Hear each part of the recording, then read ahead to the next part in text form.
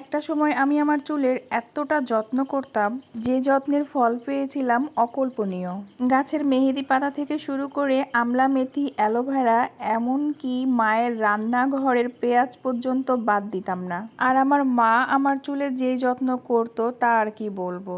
চপচপে করে মাথায় তেল দিয়ে টেনে টুনে বেনি বেঁধে দিত রাতের বেলায়। আমার চিন্তা ভাবনা একটাই ছিল যে কেশবতী হতে হবে, কারণ একটাই, আমাদের বংশে আমার ফুপুরা হলেন কেশবতী। তো আমি কেন কেশবতী হব না?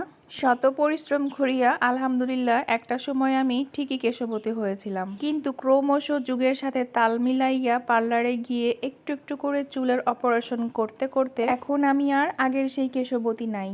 বর্তমানে বিভিন্ন ব্যস্ততার কারণে আগের মতো করে আর সেই চুলের যত্নটা করা হয় না।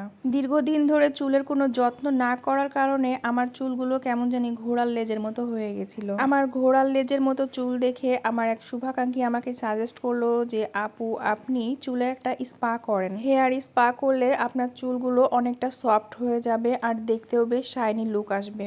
আমার সেই শুভাকাঙ্ক্ষীর পরামর্শ শুনিয়ে প্রথমে ভাবিয়াছিলাম যে পার্লারে গিয়ে হেয়ার স্পা করব, তারপরে ঠিক করলাম যে না, পার্লারে না, আমি বাসায় বসে বসে হেয়ার স্পা করব। আমার যেই ভাবা সেই কাজ। ফাইনালি বাজারে গিয়ে 950 টাকা দিয়ে এই হেয়ার স্পার কৌটাটা কিনে আনি। আমি যেহেতু আজকে স্পাটা ফার্স্ট টাইম করছিলাম, তো প্রথমে একটু নার্ভাস ফিল হচ্ছিল। আমি ঝটপট করে চুলে ক্রিম লাগিয়ে দিয়েছি, এখন শুধু অপেক্ষার পালা।